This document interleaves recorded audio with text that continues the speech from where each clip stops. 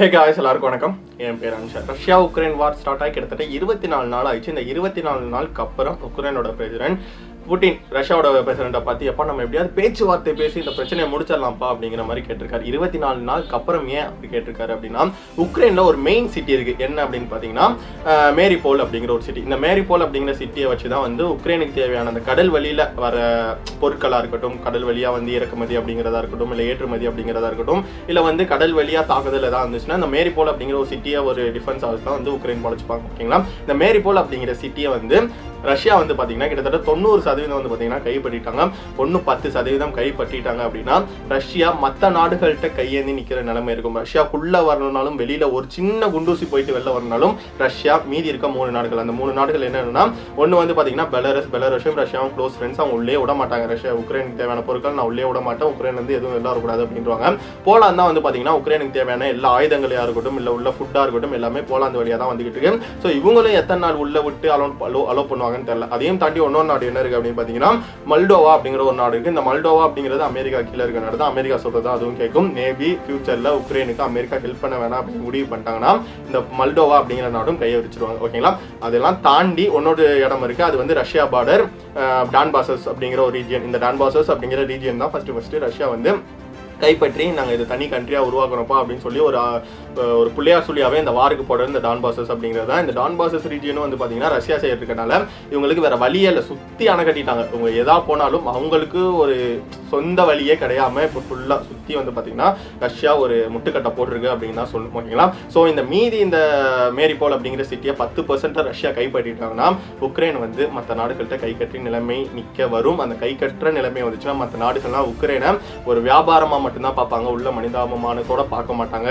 ஒரு குண்டூசி உள்ள வரனாலும் எனக்கு நீ இவ்வளோ டாக்ஸ் கட்டணும் அப்படிங்கிற ஒரு நிலைமைக்கு உக்ரைன் தள்ளப்பட்டுரும். இப்படி தள்ளப்பட்டுச்சு அப்படின்னா உக்ரைனால எதுவுமே பண்ண முடியாது, ரஷ்யாவுக்கு கீழே வந்ததே ஆகணும். அப்படிங்கிறனால இந்த 10% எப்படியாவது மேரி போல கைப்படுறதுக்குள்ளாடி நம்ம ரஷ்யாவோட பிரசிடென்ட் புட்டின் பேசி இந்த போரை நிப்பாட்டிடலாம் அப்படிங்கிற மாதிரி ஜெலன்ஸ்கி முடிவு பண்ணியிருக்காரு.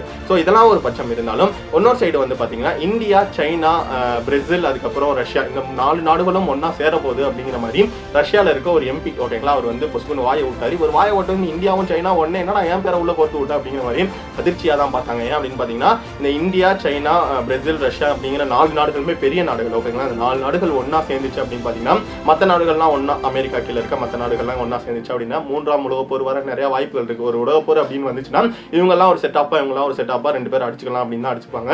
ஸோ அதே மாதிரி இந்த பெரிய நாடுகள் 4 நாடுகள் சேர்ந்துச்சுன்னா அவங்களுக்கு கீழே சின்ன சின்ன நாடுகள் இருக்கலாம், அந்த நாடுகள்லாம் இந்த பெரிய நாடுகளோட சேருவாங்க. இன்னொரு சைடு அதான் செட்டா 2 டீமா பிரிஞ்சிடும். உலகம் வந்து 2 டீமா பிரிஞ்சிடும். 2 டீம்கள் வந்து பார்த்தீங்கன்னா உள்ள அடிச்சுப்பாங்க. உள்ள கோல்டு வாரா இருக்கட்டும், இல்லை ஹாட் வாரா இருக்கட்டும், ரெண்டுமே வேற லெவலில் போய் அது 3ஆம் உலகப் போர் வர நிறைய வாய்ப்பு இருக்கு.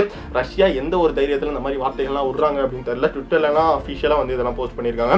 ஸோ இதெல்லாம் ஒரு பட்சம் இருந்தாலும் சைனாவும் அமெரிக்காவும் நேற்று பேசிக்கிச்சு அப்படின்னு சொன்னப்ப எப்படி பேசினாங்க அப்படின்னு பார்த்தீங்கன்னா சைனாவோட பிரசிடென்ட், அமெரிக்காவோட பிரசிடென்ட் வந்து பார்த்தீங்கன்னா கிட்டத்தட்ட 110 நிமிஷம் 2 மணி நேரத்துக்கிட்ட வந்து பேசியிருக்காங்க. இந்த 2 மணி நேரத்தில் வந்து சைனா வந்து அமெரிக்கா சொல்லியிருக்காங்க இந்த மாதிரி ரஷ்யா கூட சேராத சைனா உள்ள அவங்க கூட சாங்ஷன் அப்படிங்கிற உள்ள நாடுகள்லாம் போட்டுக்கொள்ள, அதெல்லாம் நீ இன்னும் கட்டுப்பட்டு இரு.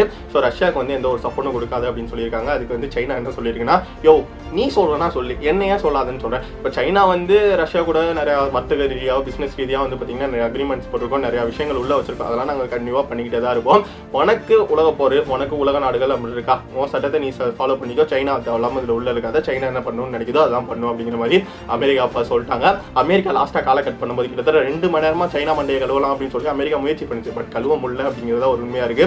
லாஸ்டா காலை கட் பண்ணும்போது அமெரிக்கா வந்து இதுக்கு மேலே நீ ரஷ்யாவுக்கு வந்து உதவி பண்ற மாதிரி சில விஷயங்கள்லாம் பண்ணா உலக நாடுகள் எல்லாமே உனக்கு சாங்ஷன் போடுவோம் அப்படிங்கிற மாதிரி அமெரிக்கா லாஸ்டா சொல்லி வச்சதா ஒரு தகவல் வந்திருக்கு. அதையும் தாண்டி இது இந்தியாவுக்கும் பொருந்தும் அப்படிங்கிற மாதிரியும் ஒரு சொல்லியும் சொல்லாத பட்சமாக தான் வந்து அமெரிக்கா இந்த விஷயத்தை பண்ணியிருக்காங்க. ஸோ அதையும் தாண்டி வந்து பார்த்தீங்கன்னா உக்ரைனுக்குள்ள இந்த பயாலஜிக்கல் வெப்பன் இருக்கு அப்படின்னு சொல்லி அமெரிக்கா மேல ரஷ்யா பழி போட்டாங்களே.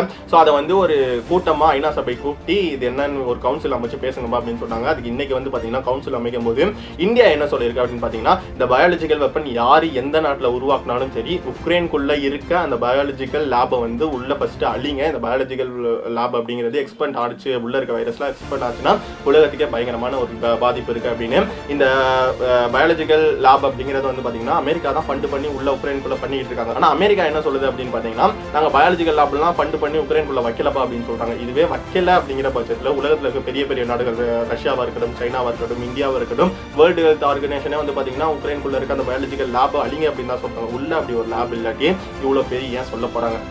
இந்தியா வந்து பாத்தீங்கன்னா அமெரிக்காவுக்கு ஆப்போசிட்டா ஒரு பாயிண்ட் எடுத்திருக்கு, ரஷ்யாவுக்கு சப்போர்ட்டா இன்னைக்கு ஒரு பாயிண்ட் எடுத்து வச்சிருக்காங்க. ஆனா இன்னைக்கு வந்து என்ன சொல்றாங்கன்னா, இந்தியா வந்து ஒரு நடுநிலையில தான் நிக்குது, இந்த பிரச்சனையை இந்த வார பேசி முடிச்சிருங்கப்பா அப்படிங்கிற மாதிரி ஒரு பட்சத்துல சொல்லியிருக்காங்க. ஓகேங்களா. இதையும் தாண்டி ரஷ்யால வந்து பாத்தீங்கன்னா அடுத்த ஒரு வாரத்துக்கு யூடியூப் அந்த மாதிரி விஷயங்கள்லாம் ஒர்க் ஆகாது. கூகுள் வந்து டைரக்டா ரஷ்யாக்குள்ள 1 வீக்கு நாங்க யூடியூபை பேன் பண்றோம் அப்படின்னு சொல்லியிருக்காங்க. ஏற்கனவே இன்ஸ்டா, ஃபேஸ்புக், ட்விட்டர் அந்த மாதிரி விஷயங்கள்லாம் வந்து ரஷ்யால பேன் பண்ணி தான் இருக்கு. அதையும் தாண்டி ரஷ்யாவுக்கு சப்போர்ட்டா ஏதாவது ஒரு இடத்துல வந்து பேசினாங்க அப்படின்னா அது பேன் பண்ணவும் படுது. ஓகேங்களா.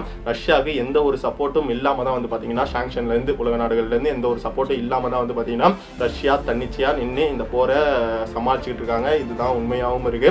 உக்ரைன் செய்யறது தப்பா இல்ல ரஷ்யா செய்யறது தப்பா, இல்ல உக்ரைன் செய்யறது சரியா ரஷ்யா செய்யறது சரியா அப்படிலாம் தவிர்த்து வச்சுட்டு அமெரிக்கா தான் அவங்களுக்குள்ள நிறைய பிரச்சனையை உண்டாக்கிட்டு இருக்காங்க அப்படின்னு சொல்லி தெளிவா நம்மளுக்கு தெரியுது. இந்த வாரம் முடியணும் அப்படின்னாலும் லாஸ்ட் ஒரு 3-4 நாளா இதான் சொல்லிட்டு இருக்கேன். இந்த வாரம் முடியணும்னா உக்ரைன் நினைச்சாலும் ரஷ்யா நினைச்சாலும் முடியாது.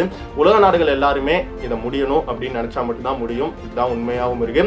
ஸோ நீங்க என்ன நினைக்கிறீங்க? ரஷ்யா உக்ரைன் வார் எப்போ முடியும் அப்படின்னு நினைக்கிறீங்க? இன்னைக்கு கிட்டத்தட்ட 24வது நாள் ஆயிடுச்சு. ஒன்னும் ஒரு 6 நாள் போச்சுன்னா 1 மாசம் ஆயிடும். 1 மாசம் உள்ள இருக்க மக்கள் எவ்வளவு அழிகிறாங்க அப்படிங்கிறத பாக்குறத தவிர்த்துட்டு ஏன் நாடு கெத்தா ஓ நாடு கெத்தா அப்படிங்கிற ஒரு அரசியல் தான், ஜியோ பாலிடிக்ஸ் தான் உள்ள போயிட்டு இருக்கு. ஸோ இது கூடிய சீக்கிரம் முடியும் அப்படிங்கிற ஒரு எண்ணத்தோட இந்த வீடியோ முடிக்கிறேன். ஸோ இதோட நாளைக்கு இன்னொரு வீடியோ பார்க்கறது ரொம்ப சக்ஸஸ் இருப்பேன்.